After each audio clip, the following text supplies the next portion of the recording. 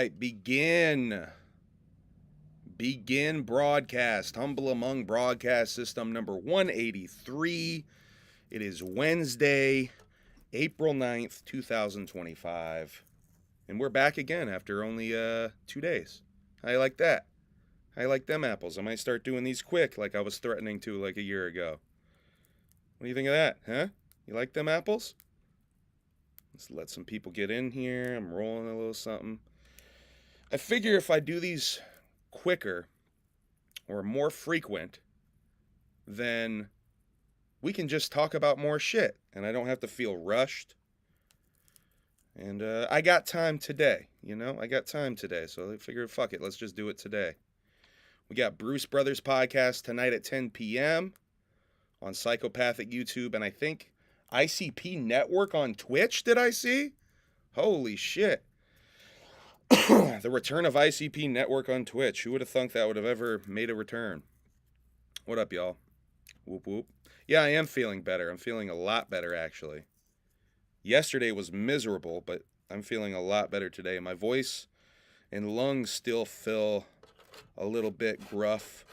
My lungs still feel like they got some mucus in them I need to cough out. But you know what'll fix that, guys? I know what'll fix that. The $200 pound weed in a blunt. That'll definitely fix that. It definitely won't make me hack up half a lung or anything. The $200 pound weed in a blunt should fix all of that, right? Right. That was my thinking. Why smoke the cleaner weed I have when I can smoke the dirty outdoor fucking $200 pound weed? Oh, boy. I sound better? That's good to hear. To me, I feel like I sound the same, maybe. I certainly feel better. That's the most important thing. Hey, what up? Geekly Goth, see you. Whoop, whoop. All right.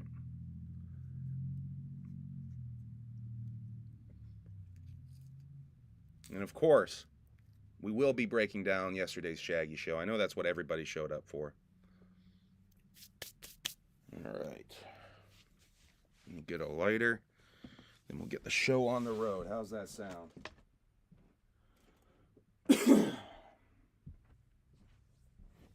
Oh. It'll be interesting to do a show where I've only done 2 days worth of notes, too. Because usually it's like I'm trying to catch up on like 2 weeks worth of notes. This time, HABS 183 is only 2 days worth of notes. So that's pretty rad. All right. Hey, what's up? What's going on? My greasy ass forehead. What's up? You guys like the shine? Fresh out of work. Didn't even wash my face or anything. And I get a nice greasy ass forehead. You like that? All right. I see you, Carnage. What's up, Carnage? Yeah, I'm feeling so much better. Monday, I was not feeling great at all, y'all. I felt like shit. Feel a lot better. Monday and Tuesday. Yesterday was awful. I went to fucking work yesterday like a real asshole, thinking I could work through sickness. Not smart. Don't recommend. Hey, what's up, Remy? Whoop whoop. Seeing some new names in here. GQ Barbecue. I like that name. Whoop whoop. What's up, y'all? So yeah, we got stuff and things and stuff. I guess I'll start with the return of the direwolf. Science is playing God again. And we all know how well that works out when science likes to play God. Y'all ever hear that one story, Frankenstein? You ever read that one book, Frankenstein? You ever hear about that? It's the return of the direwolf. So scientists have figured out a way to have the direwolf come back. And let me show you / play you the sound of the first howl of a direwolf in 10,000 years. In case you guys didn't hear that. Let me see. I got to pull that up. Oh, that is not the right screen.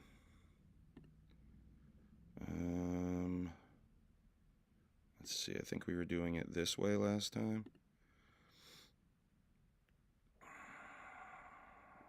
Yeah, let's try it this way. I think the audio should work still. Let's try that.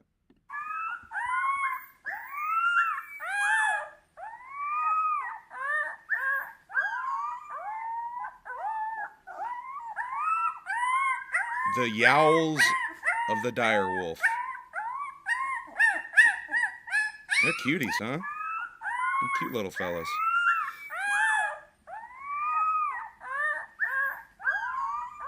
First direwolves in 10,000 years. Now, do they count as direwolves because they were, you know, technically birthed of a, what is it, like a different kind of wolf or something? And what does this mean for the future? Is this playing God? Is this playing Frankenstein? Is something bad gonna come of this? I mean, they look cute as hell, but is this the beginning of something bad? Am I paranoid? Yes, I am paranoid. But is this the beginning of something bad? I don't know. Hey, Dead Boy Grim, whoop whoop. Good to see you in here, dog. All right. If y'all didn't watch Raw on Monday, boy, you missed a special one because they have integrated the Joe Rogan Sphere comedians into Raw for some reason. Well, I guess the reason being Kill Tony is on Netflix now. Tony Hinchcliffe is doing the roast of WrestleMania weekend, and Bert Kreischer is in angles. They're working Bert into goddamn angles. If you didn't see Raw, after Raw went off the air, they kept going to Bert throughout the show. Leanne looked kind of bored throughout the show. Leanne was with him. Shouts out to Zach Amico, who was live tweeting Leanne's reactions during Raw, which was fucking hilarious. Let me see. I got some stuff from when Raw went off the air, though. Bert getting involved. Because, yes, Bert got involved. And there was even more of this, I guess. I guess there was even more after it went off the air. Oh, we already saw that. Make that a wee bit tinier. There we go. So this is after Raw went off the air. Bert got involved. Bert got physical.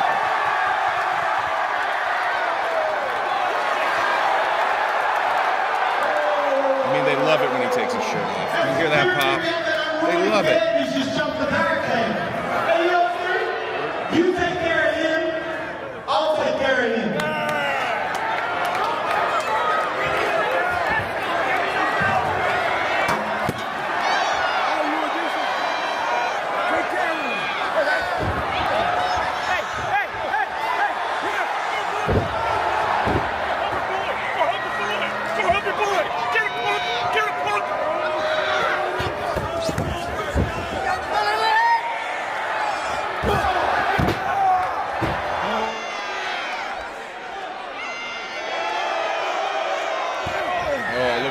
Look at that work punch. How do y'all rate that work punch? What do y'all think of that work punch? That was kind of bad. I'll give it like a 3 out of 10. Oh, wait, they do have it in here. Okay, I saw a different clip. They do have it in here. Ugh, the choke slam didn't look as bad. His gut looks ridiculous during the choke slam. That one looked a little shittier. The first one looked better. I rate the first choke slam solid 7 out of 10. Second choke slam 5 out of 10. The work punches need work. The work punches are not great. That looked, and they cut away from it too. You didn't even see all of the work punch. Not great looking though. Brock Lesnar also announced his retirement from pro wrestling this week. I don't know if many of y'all saw that. I feel like that went helly under the radar. No one gives a fuck about Brock Lesnar retiring, apparently. Atticus Kogar, I just saw before I went live, and I was talking with Kosuke about this a little bit. Shouts out to my homie Kosuke. Atticus Kogar retired from deathmatch wrestling, which I feel like me and Kosuke have kind of talked about this, how he may be he maybe doesn't need to be involved with deathmatch wrestling, and it definitely seems like he's trying to break out of that a little bit. Hey, what up, Will? Whoop whoop to Will Gates. There's my odd son, Will Gates, in the chat. What's up? Yeah. Curious. Koski's like, they always come back, though. You know, they always come back. I want to talk a little bit about some shit that I was watching. I did watch a few movies and television shows while I was sick yesterday. I was actually trying to get more on my reading shit. Let me tell y'all a little bit about what I'm reading real quick, because it's kind of fucked up. Hold on. Let me go get this fucking book so I can tell y'all a little about this fucked up book I'm reading. All right, so I've been on my extreme horror shit lately, right? I read I read Cowls. I read The Girl Next Door. Fuck, I feel like there's another one I'm forgetting. Anyway, I've been on my extreme horror shit. I bought like a whole stack of extreme horror novels to get into this extreme horror shit that so many people seem to be into. Now one of them I got was this book right here. It's called Tampa. Now Tampa isn't like other extreme horror. Well, I guess it is kind of like some extreme horror. It's more in the over the top sexual deviant category of extreme horror. It's about a teacher, a female teacher who is she got a thing for her students, to say the least, but it's almost written in this like a lot of this extreme horror shit's sort of tongue-in-cheek and written over the top. This is kind of especially disturbing. In fact, I had to already put this down once to start something else. I started that Joe Hill collection of short stories, Full Throttle, to sort of cleanse the palate, because I got one chapter in and I was already like, this book's fucked up. This is really, really fucked up. But yeah, I like it. I have to say I do like it. There is a part of me that is like perversely, I guess I'm like perversely in a certain way. I don't know. So I don't know. I don't know if I can fully recommend it yet, because I'm only like 4 chapters in now. But let's talk about some stuff that I watched when I wasn't reading Tampa. We watched this movie Y2K that came out last year, directed by Kyle Mooney, another A24 joint. I've been really curious about Y2K because it's set in the year 1999 / the year 2000, the turn of the millennia. If y'all were alive for 1999, you know how crazy the media was with this Y2K nonsense and how it really became nothing. There was really a nothing burger. I remember I was actually on my computer while the ball dropped, waiting for everything to turn off so I could hopefully go to the ATM that was down my street and, you know, get paid. I was so ready to go and break into an ATM as a 14-year-old. What was I? Yeah, 15-year-old, 14-year-old? 14-year-old, I guess. But nothing happened. I was just on my computer downloading random horrorcore songs off of Napster all night, probably trying to download the fucking really shitty quality tape rips of HOK or some fucking shit like that. But yeah, it was a whole lot of nothing. But this movie, Y2K, sort of takes a what if factor. What if Y2K did go down? And in fact, what if it was so crazy that it was almost like the South Park episode Trapper Keeper, where everybody, all of the technology tries to morph into one god. Don't say that. I was 6. That makes me feel so old. Yeah, you don't have to highlight how much of an old head I am. But it's a lot like the episode of South Park Trapper Keeper, where the Trapper Keeper sort of brings all of the technology into like sort of I don't even know an amalgam of all these different techs, and they've sort of become beings. All the computers. It's fucking weird though. It's like it's a little bit like Trapper Keeper meets that weird Stephen King movie. Oh fuck, what's the name of that weird Stephen King movie that he directed? Oh fuck, this is gonna fuck me up.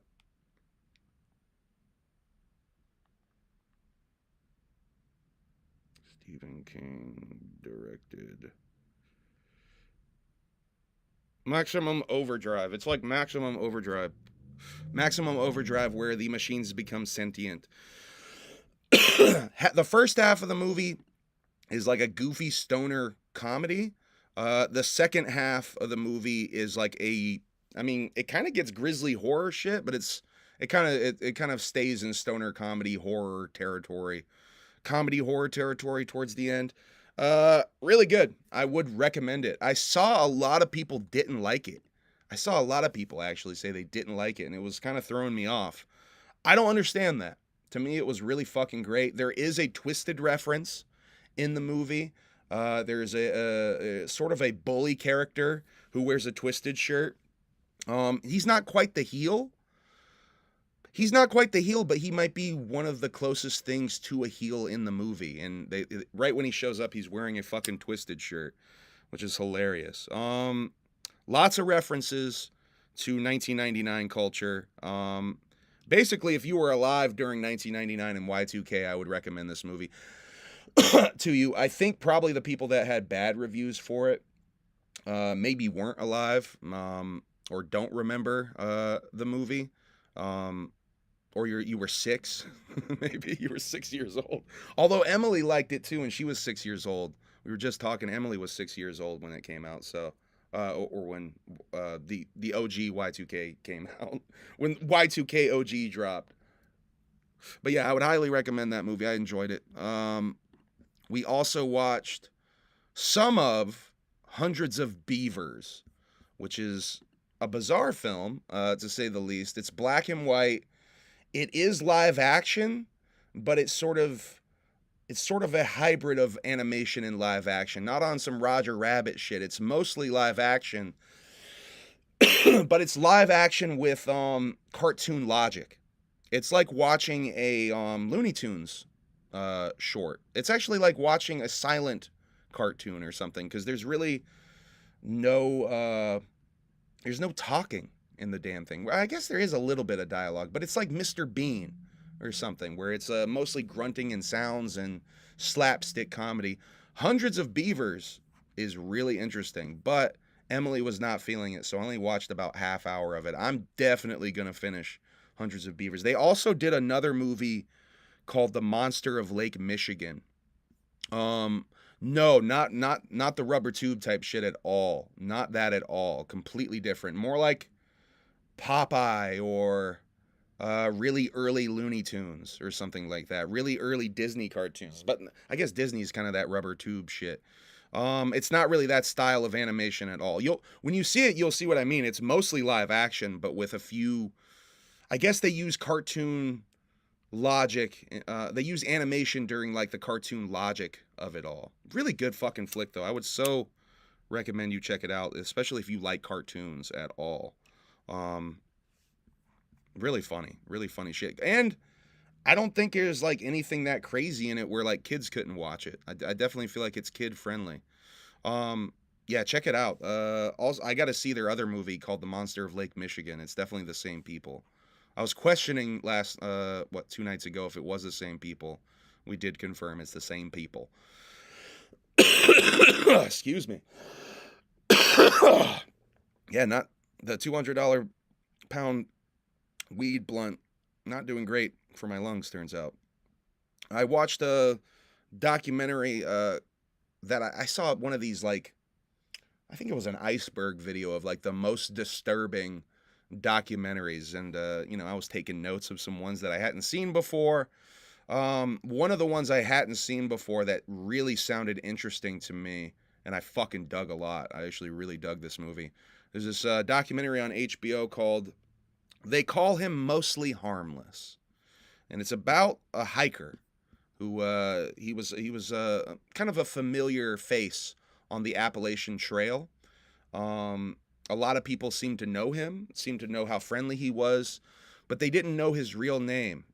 He was found in Florida dead inside his tent. And basically the documentary is about people in the hiking community online, and I guess in the true crime community a little bit too, trying to figure out his real identity and who he really was. And they call him Mostly Harmless because that was his nickname on the trail. I guess these hikers have like trail nicknames and shit. His hiker nickname, his trail nickname was Mostly Harmless because he apparently that was how he described himself. He said he was mostly harmless. And I don't want to spoil it, but you do find out who he really is. And I feel like it's such an example or a lesson in, sometimes you don't know who people really are. Sometimes sometimes people are trying to run away. Sometimes people are trying to hit that reset button and trying to run away from who they really are, or who they were. Because I truly feel like after watching the documentary, and I'm trying my hardest not to spoil anything, I feel like Mostly Harmless wasn't a bad guy when he was mostly harmless. When he became mostly harmless, I feel like he really tried to reset. He tried to hit that reset button, you know? And but who he really was, probably not such a great guy. His government, who he was under his government name, probably not such a great guy. Actually confirmed, not such a great guy. Don't want to spoil it. Check it out yourself. They call him Mostly Harmless. It's on HBO Max. Now, last but not least, we watched, speaking of being not such a great guy and hiding behind it, we watched the Ashley Madison documentary. Emily wanted to watch that on Netflix. That's a 3-parter gimmick. So we watched that.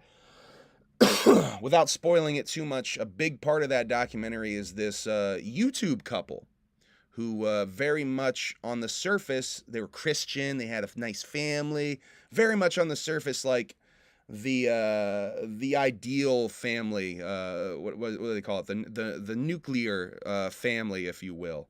The father, though, kind of a cheating douchebag, without spoiling too much. And boy, does it just keep unraveling with his cheating douchebagness. Hey, what up, Backseat Boys in the chat?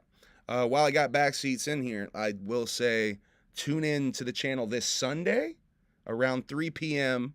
We are going to be doing an interview with the Backseat Boys this Sunday. I think Kosuke is going to try to join me with that. And we're going to catch up with the Backseat Boys. We're going to talk about how much JCW has grown in the last few months, in the last 6 months or so since the last interview we did. And we're going to talk about the JCW, GCW angle that is going forward. So tune in this Sunday. The Backseat Boys are back on the Humble Among broadcast system. Shouts to the Backseat Boys, though. Those are the homies. Those are the homies for real. Love you guys. All right. So the Ashley Madison documentary I would recommend as well. Check that shit out. It was good. I do hate the 3-parter shit because it felt, I mean, Netflix be doing this with every documentary. Every documentary they got to try to turn into a miniseries to really stretch it out. Ashley Madison is definitely one of them that's guilty of that. Another 3-part series that they're going to be stretching out. Yeah, you see that transition? Netflix announced, well, I guess it's not even officially announced, but someone leaked that Netflix will be doing a 3-part Korn documentary in 2026, simply called Korn for right now. Hella pumped for that. Hopefully they get Fieldy involved with it. I would hope. Hopefully this becomes a way to get Fieldy back involved with the band, because Korn is currently working on a new album, and Fieldy, I think this is the first album that Fieldy will not be involved in at all.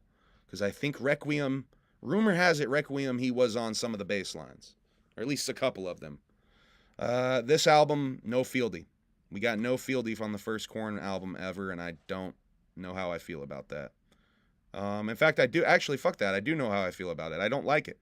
I really don't like that. Fieldy's bass line sound is so important to that chunky sound. That really chunky bass line is so important to Korn sound. So I don't know how I feel about Fieldy not being involved. I wish they would talk. Was it almost 3 years, 4 years since they last talked? He said in that interview. Fucking crazy. Predator. There's an animated Predator film coming to Hulu June 6th. I saw. Thought some of y'all would be interested in that. There's a rapper named Destroy. I guess he's more of like an emo rap singer type beat.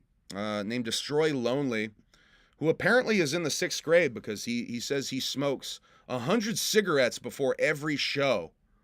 Like what is this? What is this? What kind of playground lie bullshit is this? I mean, maybe he's legit. Like, bro, are you counting your cigarettes like that? Bro, it's the 100th one, bro. Yeah, I'm ready to go on stage, bro. 5 packs. I just did a half a carton, bro. Right? Is it 5 packs is half a carton? I think so, right? Bro, I just did a half a carton, bro. Time to get up on stage, bro. That's corny shit, right? That's kind of corny, right? It just feels like something like a kid on the playground would say. Like, I smoked 100 cigarettes before school this morning, and I heard from my cousin that in Mario, Sonic shows up. If you do this if you do this one code, Sonic totally shows up in Mario 3. Totally. Like, shut the fuck up, dude. You're full of shit. Speaking of being full of shit, killing these tonight. Speaking of being full of shit, let's talk about Alla Xul Elu, or AI Xul Elu. If you haven't seen, let me catch you up a little bit. Xul has canceled 3 shows on their tour now. This is the first post where, I mean, you can say I didn't get the joke all you want. This first post, they're just lying. There's nothing funny about this first post. The second post is where it becomes jokey. But here's the thing, guys. Here's the thing. It's not about me believing this. I didn't believe it. As soon as I read the text, I was like, why do people believe this? Because it was introduced to me in a manner that people were believing this. And when I went to go find the post and read the post, my reaction was, why do people believe this? And then I checked the comments and people are like, this is some bullshit. So that's what caused me to take this image they used and reverse image search it to discover it's from a 2018 protest in Nashville over the NFL draft. Now, yeah, they were joking, but they're covering up the fact that these are real shows that are being canceled. There are real fans that have invested real time and real money, taken off real days from work, booked real hotel rooms, traveled real miles to have the bone, to get the bone, and to not even get a real excuse for why that shit happened. That shit's corny. That shit's whack. And you know what? They went and did it again yesterday. They went and canceled a 3rd show yesterday, and they tried to put the heat on me, y'all. Who do you think that green-haired guy is supposed to be, you think? And let me ask you, chat, what do you think the AI prompt was to do this image? Now, let me read this post to you. I want you guys to put in AI prompts for what you think that this in the chat. Please put your AI prompts in the chat, right? I'm going to read you this post, though. Tomorrow's show at Lefty's Live Music has been abruptly canceled after a meteor from the furthest reaches of space entered Earth's atmosphere and collided with the music venue, leaving it and the surrounding area a smoldering crater. Casualties were in the hundreds as religious protesters had gathered previously to demand the cancellation of the Evil Across America tour. Charred corpses and wounded witnesses were left stunned and humbled as the area was immediately evacuated. Our heartfelt apologies go out to anyone who planned on attending what was sure to be the can't-miss horror rap event of our time. Now, here's the really corny part. Other than the fact that they're leaving fans holding the bag, other than the fact that they're kind of throwing shade at the venue, kind of shitting on the venue, leaving the venue holding the bag, other than the fact that they're trying to put the heat on me for some reason, like it's my fault you can't sell tickets and you can't admit real reasons why you're canceling your shows. The real whack thing here to me, the real corny thing, is that they sarcastically, I mean, they're even dogging their own shit. The can't miss horror rap, what was surely to be the can't miss horror rap event of our time. I mean, even they know that their shit ain't worth going out to. I mean, I don't know, it's just so corny. Now, for me, it ain't all that serious. I don't take this shit that serious. I'm not even a fan of Xul anymore. I used to be a fan of Xul. Not anymore. Not after the corny clown bullshit. Not after, let's send our condolences to Violent J, but in the middle of it, let's say the Dark Carnival's with us now. Not with all the let's take weird jabs at ICP, only caring about money. Yet here we are canceling shows for low ticket sales, and leaving fans holding the L, leaving the venue holding the L. That shit's corny. Here's the thing about it too, y'all. Oh, we got a super chat. I almost fucking forgot. Maniac said, "Love y'all. Crows up. Whoop whoop." Thank you, Maniac, for the $4.99 super chat. Cheese House, member for 29 months with the Crows Up. Team MUJ. That shit trash. That shit fire. Saturday. Yeah, that's right. That shit trash. That shit fire is Saturday on Team MUJ. I will be recording a promo for that. So stay tuned for the promo that I'm going to be cutting. I'm cutting a hell of a promo. I'm cutting a fiery heel promo for Team MUJ. So you don't want to miss that. I got some funny ideas for that, boy, let me tell you. And hopefully I will be on the panel judging a little bit. Hopefully. Stay tuned for that. I'm trying to get on the panel for that. I might be in the car for that, but I'm trying to get on the panel for that. All right. Where are we at? Oh, yeah, talking about Xul. You would think... now, it's so funny to me I got to them with the shit. Oh, yeah, we're not ready for that yet. You would think that those goofy dookie masks would provide a little bit of a thicker skin, but turns out they don't. Turns out they don't provide a thicker skin. I'm a Juggalo YouTuber. I'm simply a fan who's providing his opinion. If you can't take my opinion, if you're that thin skin, I don't know what to tell you. I don't know what to tell you guys. I'm just a fucking Juggalo YouTuber. I got like 300 monthly listeners, not even. I got like 200 monthly listeners. I ain't that big of a deal. I ain't taking myself that seriously. I don't know. This shit looks wildly goofy to me. Now let me show you what I'm talking about with the fans, though. Here's some comments from that post. Translation, we didn't sell enough tickets, so we fucked the venue. Everyone who works there and the local scene over. So cool.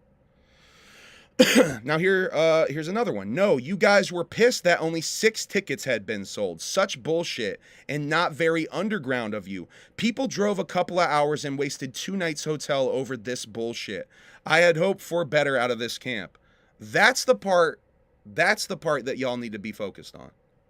Y'all need to pay attention to them. That's the fans are even if it's only 6 fans. The fans are the ones that are getting the L here. You know what I mean? The fans are the ones that are getting the L here. That's the point. And lefties, boy, this music venue was not happy. They made like 3 or 4 different posts about this, right? So let me share you guys these posts that they made. Tonight's show canceled. Evil Across America tour. We're beyond pissed to announce that tonight's show with Alla Xul Elu is canceled. Not postponed, canceled. Posts like this suck hard, not just emotionally, but financially. Cancellations like this are a gut punch to small venues, independent promoters, staff who count on the hours and the local scene as a whole. We pour everything into making these nights happen, from booking to promotion to keeping the doors open. And this kind of last-minute fallout hurts everyone involved. To our fans, staff, and supporters, we see you. We feel the same disappointment you do. And we're not going to sugarcoat it, but we'll keep doing what we do, grinding, building, and fighting for live music in Des Moines. Thank you to everyone who rides with us through chaos. We've got more killer shows coming up, and we promise we're not slowing down. And this is the second post that they did. Show canceled, Alla Xul Elu, tonight at Lefties. Yeah, this one stings. Tonight's Evil Across America tour stop has been canceled. Not our call, but we're left holding the bag. You can tell they are pissed. Cancellations like this hurt. They're tough on the venue, the staff, the artists, and everyone who supports live music. We put in the work. You showed up, and now we all lose. We're pissed. We're disappointed. We're not done. Thanks for standing with us. More shows coming. Now, before I do this one, that one's from this morning. They did man the fuck up and last minute throw together a show with locals. They threw together a local show for the people that were trying to see a show. So props to lefties for the show going on. I saw a lot of comments of people being like, oh, I know Alla Xul Elu. They wouldn't leave fans holding the bag like that. They did 3 times now. They did 3 times now. But this venue made sure the show went on. That deserves credit. That deserves props, no? This is a post from this morning, and I mean, it's got to be reacting to them making a joke out of the cancellation. That meteor showed up thinking it was gonna headline Lefties. but it bombed harder than a SoundCloud rapper at Jazz Night. That joke could have been better. Fire destruction, cosmic tantrums, cute. We eat that for load in. You can blow the roof off, melt the stage, and drop a space rock on our set list. Lefties don't die, we multiply. And even though the tour act, in quotes, had to dodge flaming debris, our locals step the hell up, guitars tuned, mics hot, no excuses. Because around here, when chaos hits, we plug in, not out. I mean, I think that's dope of lefties. Because you guys have to realize, not only did they leave that venue holding the bag, they kind of shit on them in that post. They said the meteor hit their venue. It's kind of gay. It's kind of whack. Kind of gay. My apologies for saying gay in 2025. Speaking of saying gay in 2025, Doc Gang Lives, Cheese House, the biggest TPE mark of all time. Cheese House, I still remember the promo you cut against me on TPE all those years ago. I still remember. It haunts my memory, honestly, Cheese House. The promo you cut against me on their horrible platform. Horrible promo. I still remember that shit. Can't believe you, Cheese House. The nerve. I think that's all I had on that, right? Yeah, they trying to turn it into a joke again. That shit's whack. Trying to put the heat on me. That shit's whack. Yeah, it's not my fault you guys can't sell tickets. Let's talk about Twiztid now. I think that was all I had for that. Before we get into the Derby show.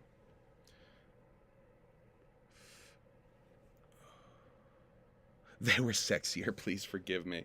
What was it? Jeez, I think I remember it was like, yeah, I really like y'all's show because it's not like just some nerd in front of his collection in his library just talking to the camera about nerdy shit.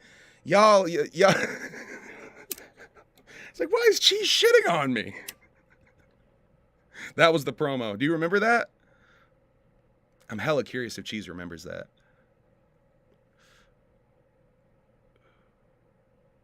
Do you remember that promo, Cheese?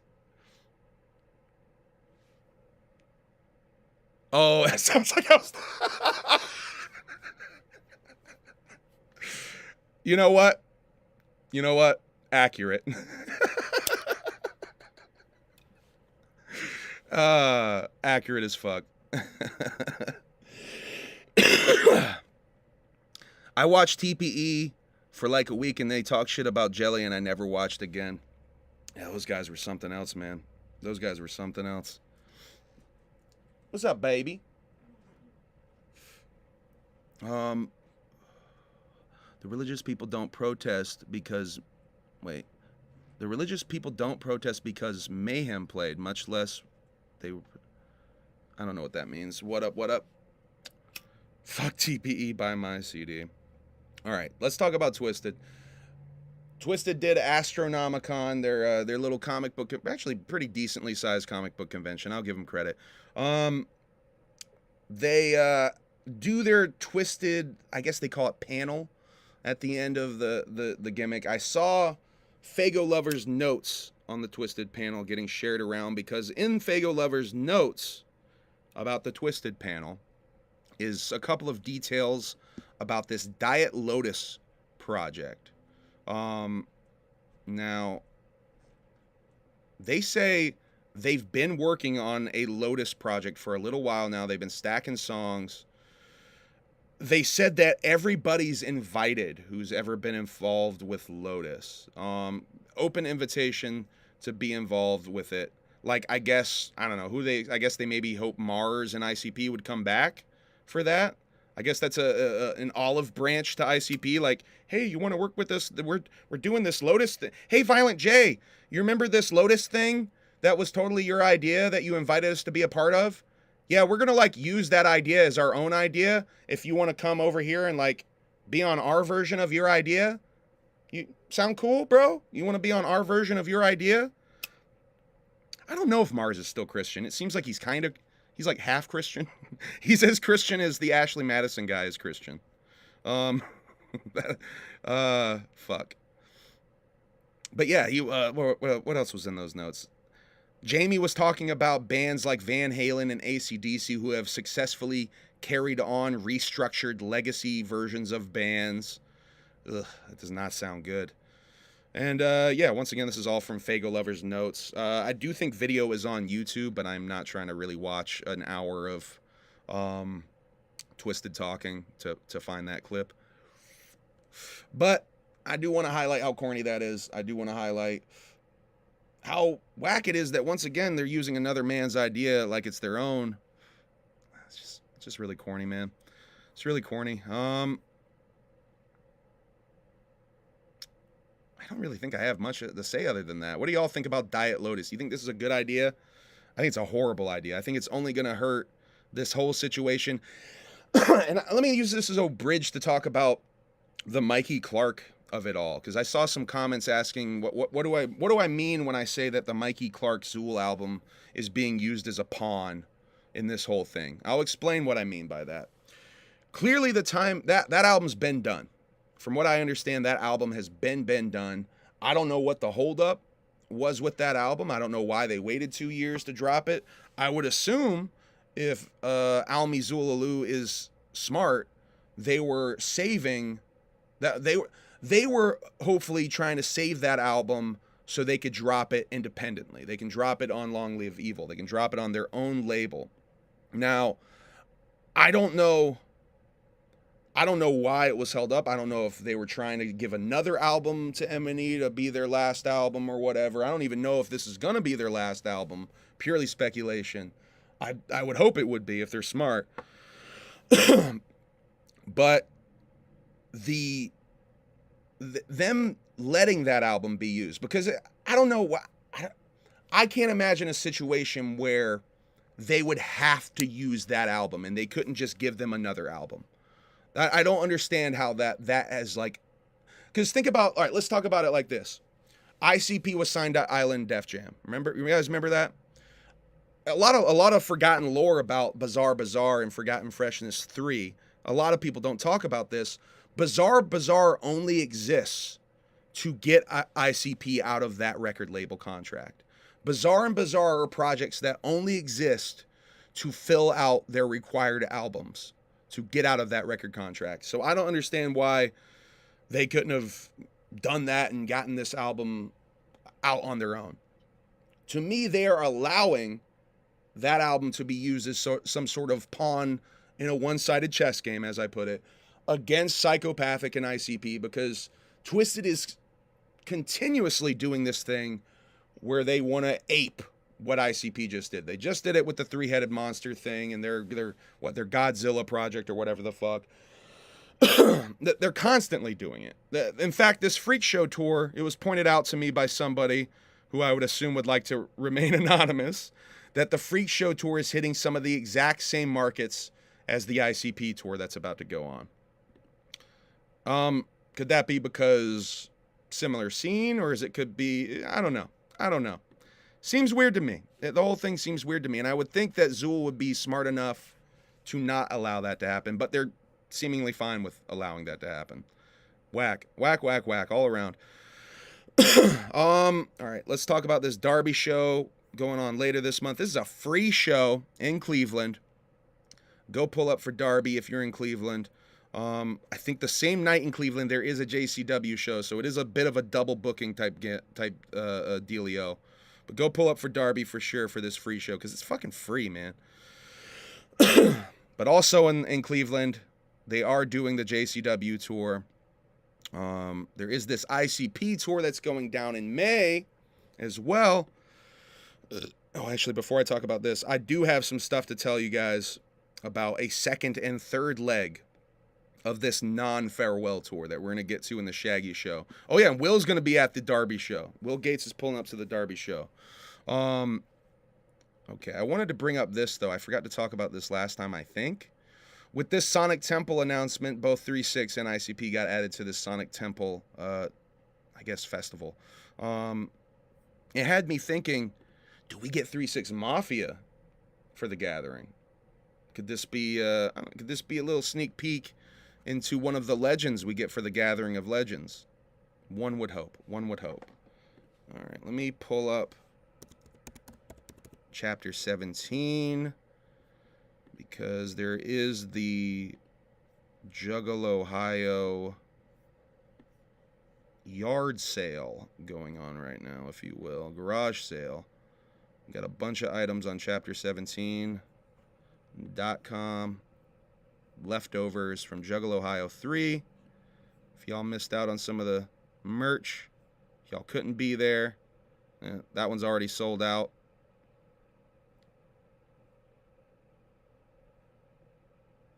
There's a bunch of that. That shirt's so hard. That quad t-shirt, that's so fucking hard. That one's hard too. See, I was at the show. I didn't even see some of these designs. I didn't even see these red boys. This red shirt and hoodie, that shit's hard as fuck. Yeah, that shit's dope. Wish I wasn't broke boy status right now. We got some new shiesty masks as well. New version of the Slugger jacket. I think that was already up here, though. And the Ricky Hill Problem Child 2 drop stuff.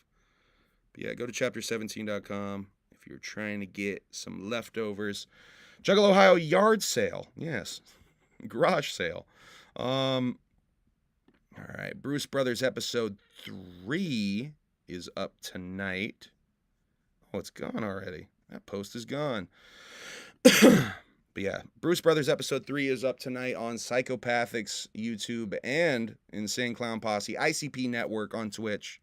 So I don't even know if they're doing it on Gas Digital. Is that shit even on Gas Digital anymore? I don't even know. All right.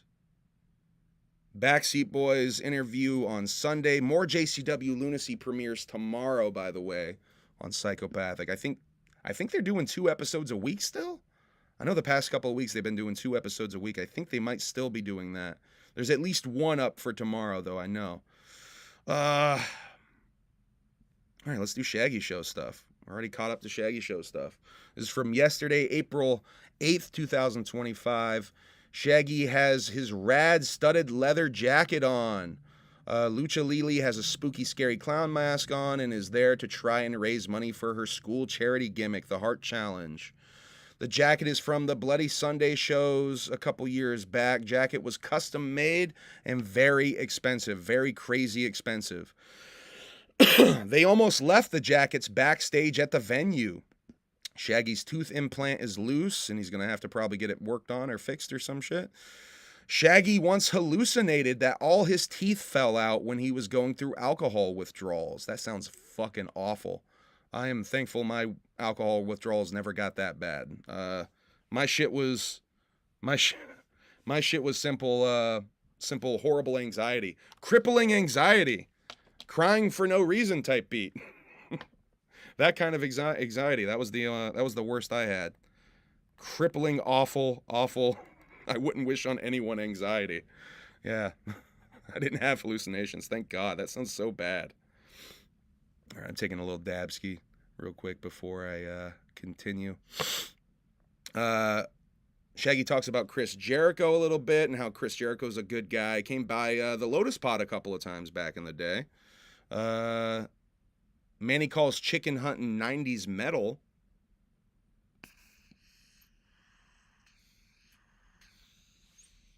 This angers Shaggy because he's sick of rock guitars always lacing their shit, as you might know. I pull up to the chat around this point. In the chat, me pulling up to the chat immediately causes a horrible glitch. Uh-oh, what we got here? Oh, we got breaking news from Kosuke. Hold on.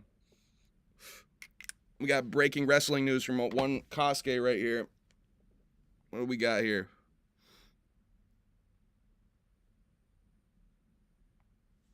No, that's awful. GCW just posted this. I gotta... Holy shit. Rest in peace. GCW just posted this. I'm going to add it to the stack right now. Damn, dog. That's awful. Hold on, guys.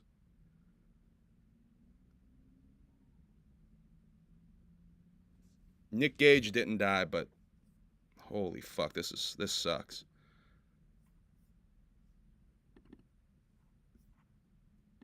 Hold on, I'll get it up in a second here.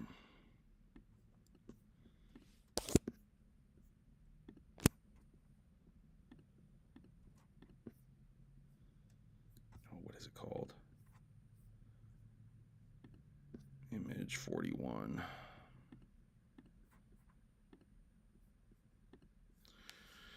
Whoa, this is fucking awful.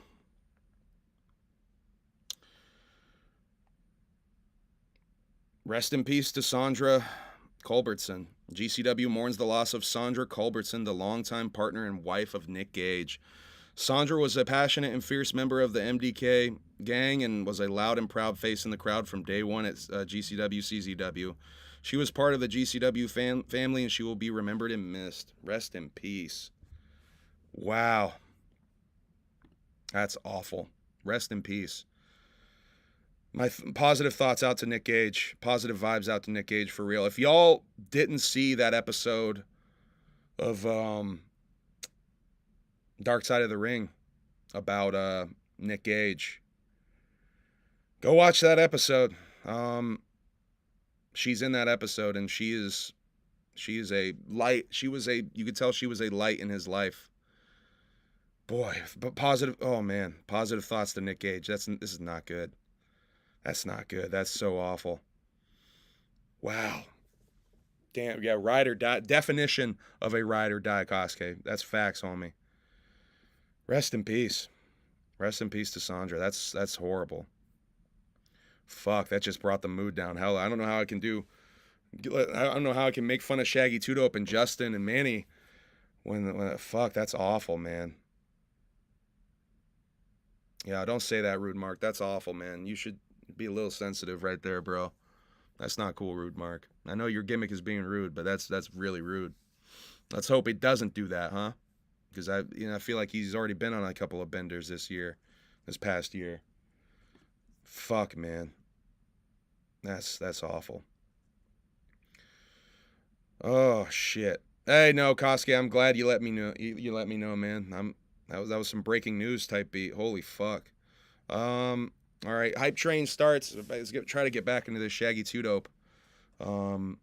Shit, holy fuck. Hype train starts and Shaggy puts up his stage used Tunnel of Love show shoes for giveaway. They're all golden and shiny and shit. Someone in the chat jokes that they are they look like the Trump shoes, which they totally do look like the golden Trump shoes. Lucha Lily wants to throw something in the giveaway pot, so she puts $10 in a chewed up hamster dog toy in the pot. So if you win that the hype train gimmick, you get $10, Trump shoes, and a chewed up hamster stuffed dog toy. Shaggy is definitely going to take that $10 bill though.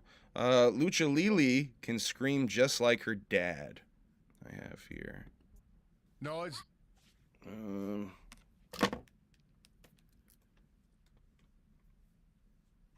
You can see Shaggy's really cool.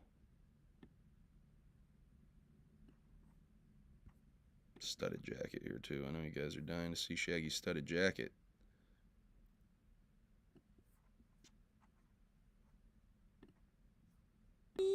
Yeah.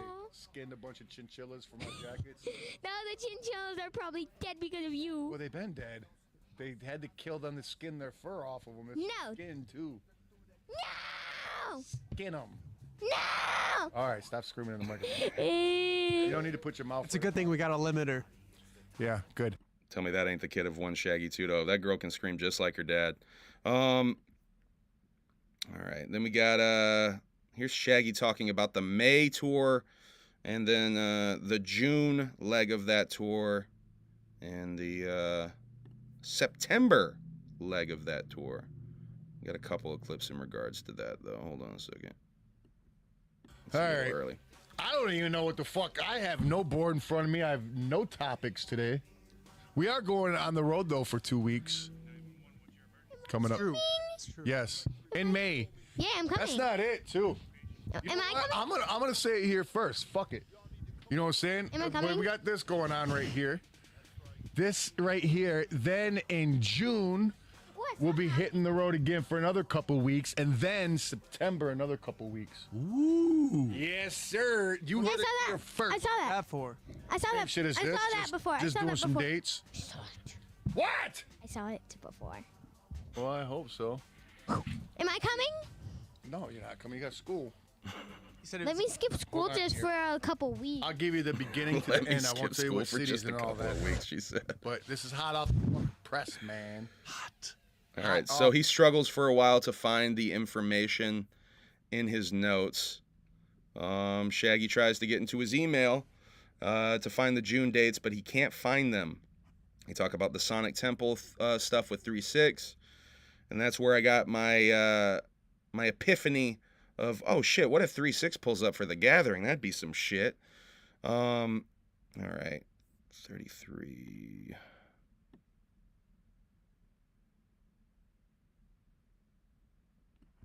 Already? Oh shit. So yeah, it'd be June 10th until June 22nd. From Chattanooga all around the Midwest. Those do look over like the there to Trump shoes, Alabama, though, right? All that.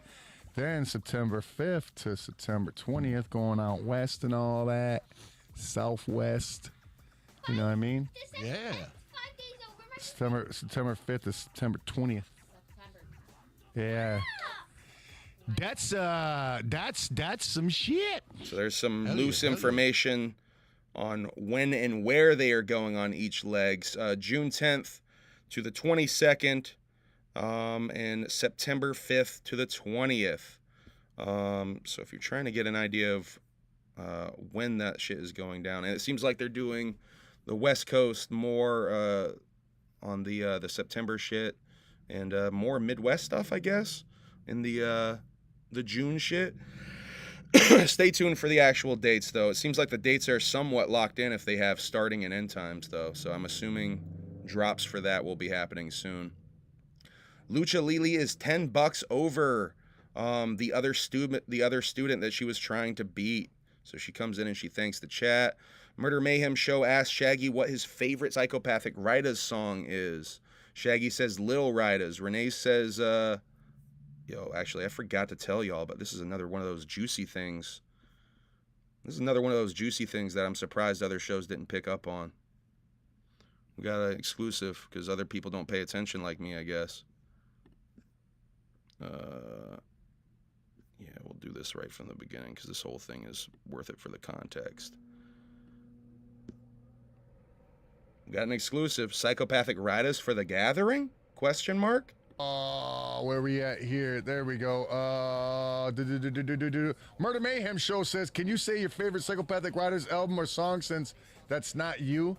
Oh, I get it. That's just a guy who sounds like you named Full Clip. Aha, loopholes. I like the song Little Riders. It's my shit. I know none of you guys know what that is, but They were. I was just singing that the other day. I heard they might make an appearance at the gathering.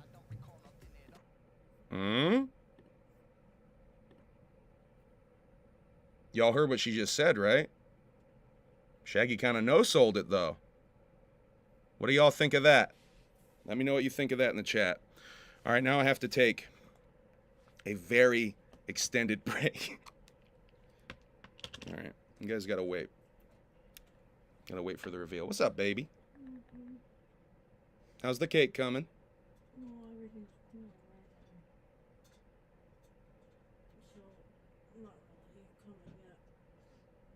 In a in-between area.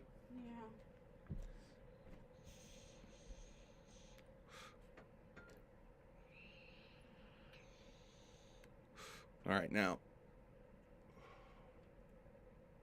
I would think, now we're going to wait a little bit longer. You guys remember the social experiment I did? A couple of HABs back.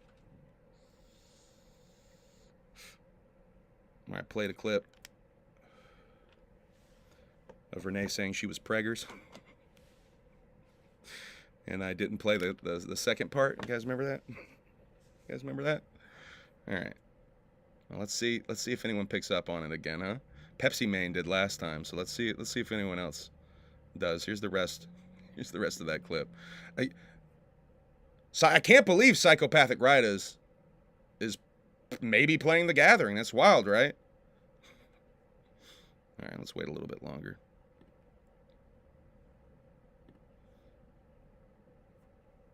Let's see. This is part 2 of my social experiment. We're going to see if this works again. And here I am. I'm openly admitting I'm lying on the show. But here's my thinking. My bet is on attention spans being low. So we'll see. It worked last time, so let's see if it happens again. All right, here's the rest of that clip for real this time. Yeah, I don't think that. I don't know who the fuck you heard that from. I just loved the look of. All right, we're gonna get it from the beginnings if you all Song missed it. since that's not you. Oh, I get it. That's just a guy who sounds like you named Full Clip. Aha, loopholes. I like the song Little Riders. It's my shit. I know none of you guys know what that is, but They were. I was just singing that the other day. I heard they might make an appearance at the gathering. Yeah, I don't think that. I don't know who the fuck you heard that from. I just loved the look of confusion and disdain on your face. Raziel, I like the shoes, but frick. I don't know who you heard that from.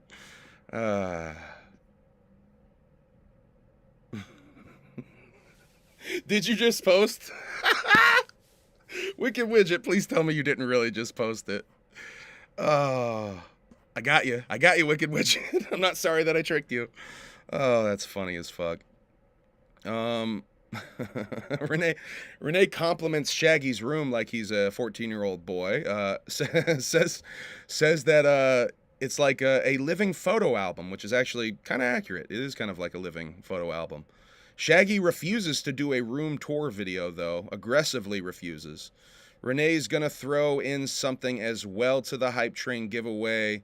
Talk of maybe a gathering, a gathering ticket. I don't know for this one though. Oh no, she says that's right. She says she's gonna go into her ICP closet and pull something out of her ICP closet. They talk a little bit about the Direwolves. Shaggy admits that he is a clone. He is not the original Shaggy 2 Dope. He is a clone of the original Shaggy 2 Dope. Justin is so new school. Justin is so new school in his thinking that he doesn't even understand the concept of selling music. The idea of selling music is completely foreign to Justin. He doesn't even understand that. He's like, it's on streaming. I don't get it. Why? How do you sell music? That is not even like you stream music. You don't sell it. And Shaggy has to drop knowledge on him of like, yo, back in the day, we could make like $10 off of a CD if we were selling it. And you can literally hear his mind get blown as he does the math on some of that. Let's see. Shaggy answers some Star Wars questions. Star Wars scene that makes Shaggy mad as fuck. Something from one of the Rian Johnson Star Warses, where it's like a swerve and you think it's a spaceship, but it's really steaming of clothing. I haven't seen that Star Wars. There's a whole bunch of Star Wars I have not seen, including the Rian Johnson one and whatever the last one of that trilogy, and all of pretty much. I saw some of Mandalorian, but pretty much all of that shit that's come out more recently I've not. All of that Disney Star Wars pretty much I've not seen. I saw the first one of the new trilogy. Yeah, that was okay. I don't know. Used to be a bigger Star Wars mark when I was a kid. I'm not that big into the Star Wars shit nowadays. They picture Pac rolling, and they show one of the Baby Joker's cards that Shaggy designed. That's going to be dropping soon. The whole set of the first 6. And it's pretty cute. Here's Baby Ringmaster.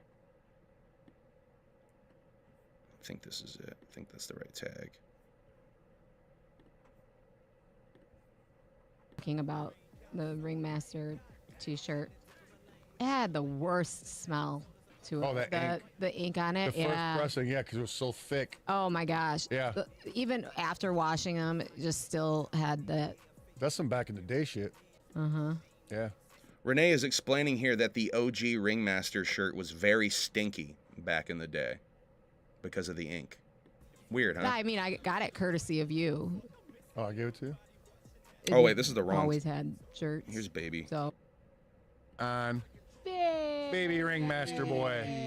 There he is. That's dope. That's a baby. There he is. He's so cute. Yeah. Look at that. And all of his glory. All of his baby glory. So that's coming to the, I believe, the shop.insane clown posse store soon. The whole Joker's card set like that, drawn by Shaggy Too Dope. They do national days. They talk about the song Pink Pony Club. Shaggy thinks that song is about riding dicks from the lyrics. Then they talk about the zoo, and I was very disappointed that no laughing at pig nuts came up while zoo talk was going on. Manny talks about his time in the Navy.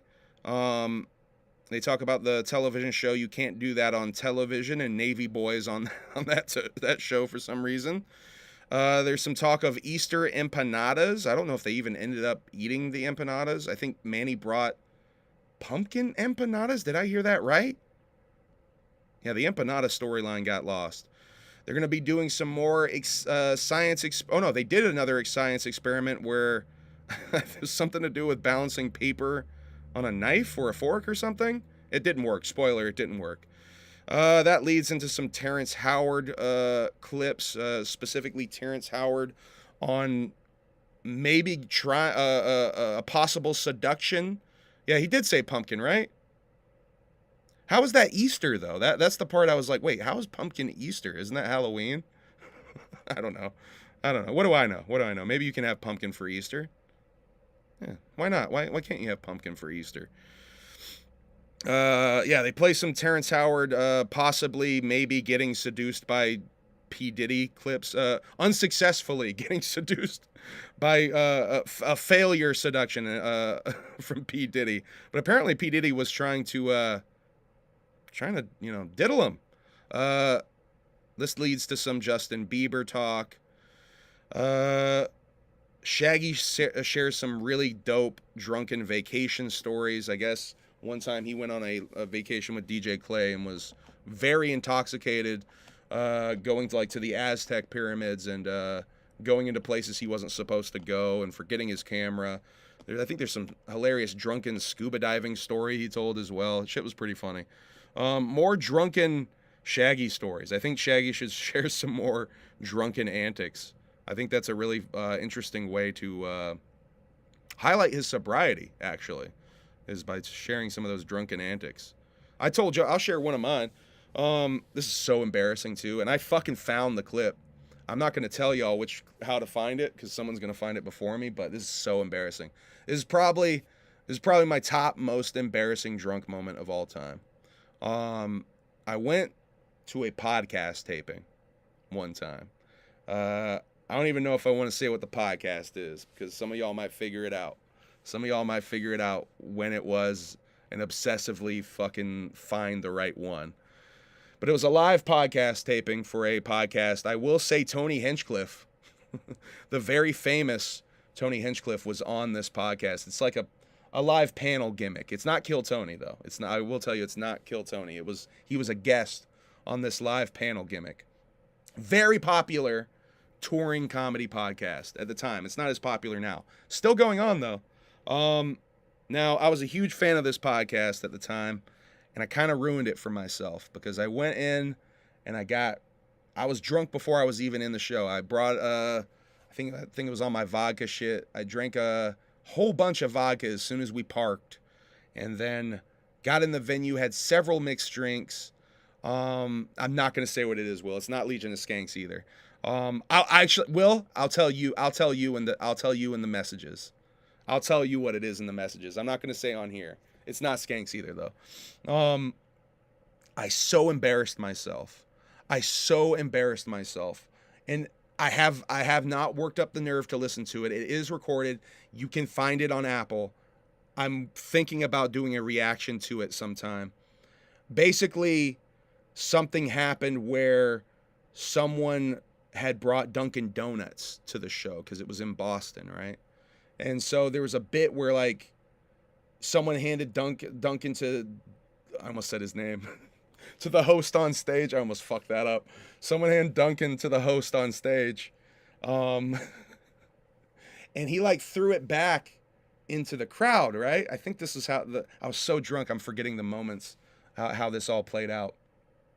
I was so drunk that I just started screaming in the face, like hit him in the face. And I thought that was funny. And so I started saying that an obnoxious amount of times because I was drunk and I thought I was being funny. Now I understand I was being an asshole heckler. And the host of the podcast is so embarrassing, y'all. The host of the podcast, because I wouldn't shut up with the in the face nonsense, fuck, man, this is so embarrassing. That's a good idea, Toto. I really should do that. You should do a reaction on your next anniversary of alcohol free. Toto, that's an excellent idea. I think that's exactly what I should do. May 17th? Shit, we coming up on it, guys. May 17th, I will be 5 years sober, so that's an excellent idea. So what ends up happening is because I won't shut the fuck up, I'm interrupting the show at this point. The host of the show, I almost said his name again. The host of the show ends up very lazily, like I don't really give a fuck, tossing a donut into my face. Very embarrassed, very ashamed, sat the rest of the show trying to enjoy it, but my face was like beet red from embarrassment. That probably one of the most I'm sure there's more embarrassing things that I did that might be worse than that, but boy, that was embarrassing. It was so embarrassing. Fuck, man. I can't believe I've told that story on here before, I think, but man. I guess I should just react to it, huh? Yeah, I think I'm going to do that. I got to find it first. Should I? I got to do that on Twitch or something, though. I got to do that on Twitch or something because I got to listen to the whole episode. And I don't want to, like, pre-listen to it. I want y'all to get my real reaction to hearing it for the first time. And this has got to be like 10 years ago, y'all. Yeah, that's probably 9-10 years ago when it happened. Whew. I mean, it was so whack, though. I mean, I was like, I deserved it. I was being obnoxious. Honestly, I probably deserved to get kicked out of the show. Oh, it's going to be so cringe to hear that. All right, live cringe reaction for my 5th sober anniversary, I guess. We'll do that on Twitch, and I'll probably take the clips and put it over here.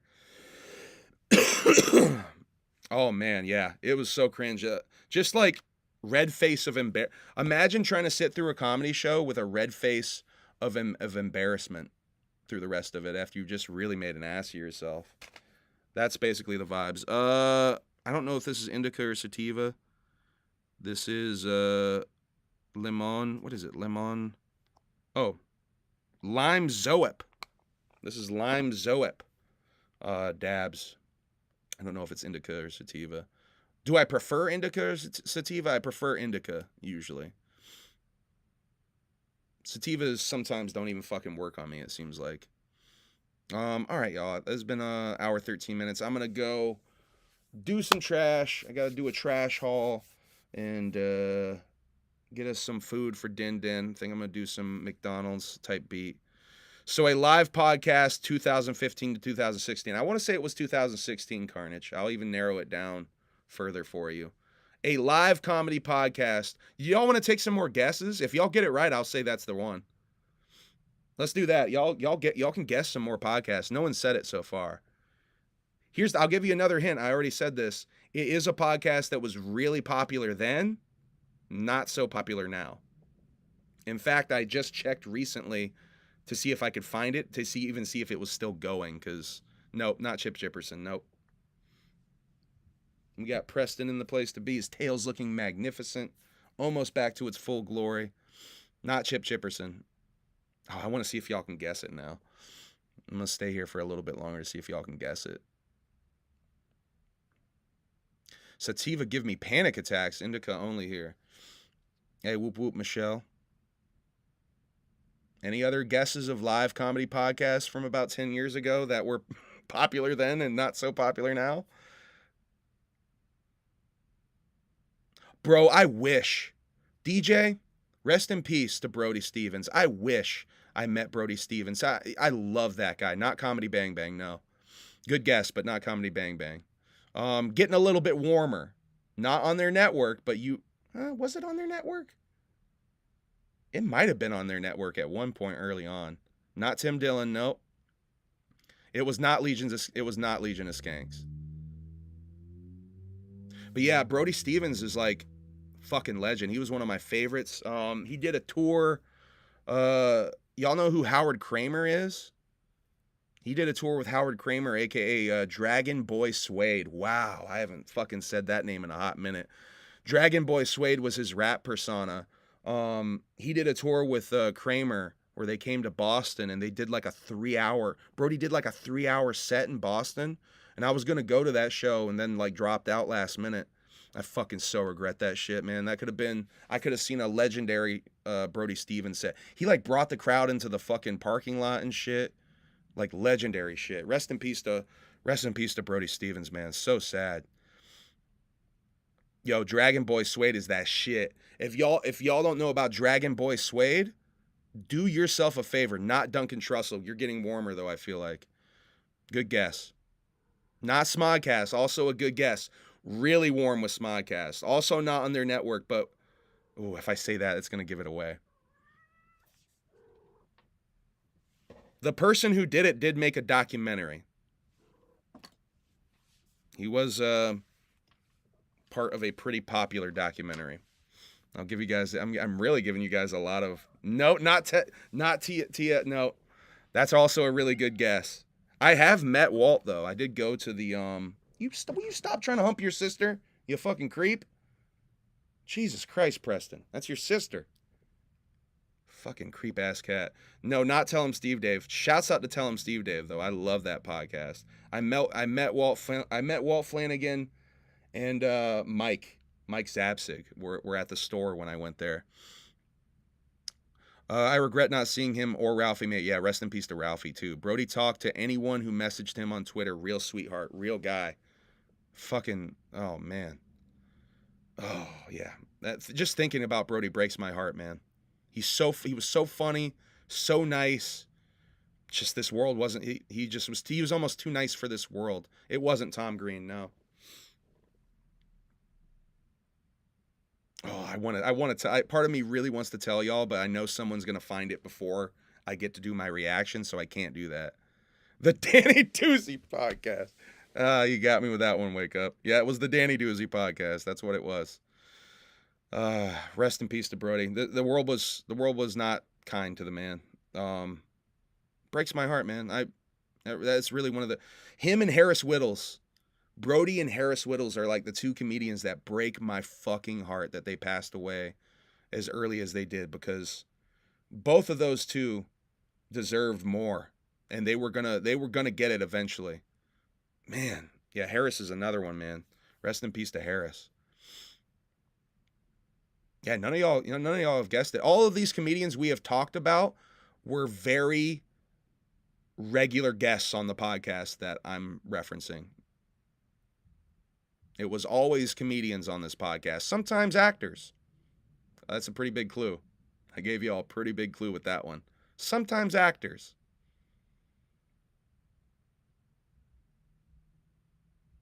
Brody Stevens is a cautionary tale. Friends need to listen more. Mark Maron's a good guess. Mark Maron was on this podcast a lot, though. There's a real... Oh, I'm going to give you guys a massive clue. There's an episode of this podcast where Mark Maron and another comedian had an infamous falling out on this podcast, live on this podcast. Oh, you got it, DJ. DJ just got it. It's not that show, but you got the comedian. Yeah, you got it.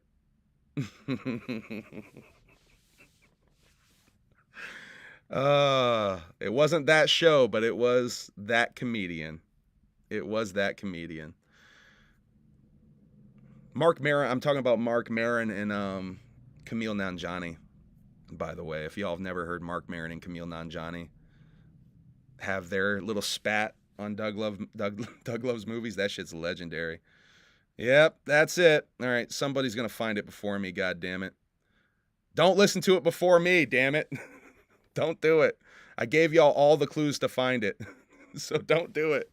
All right, I'm getting the fuck off of here now. Bye and broadcast.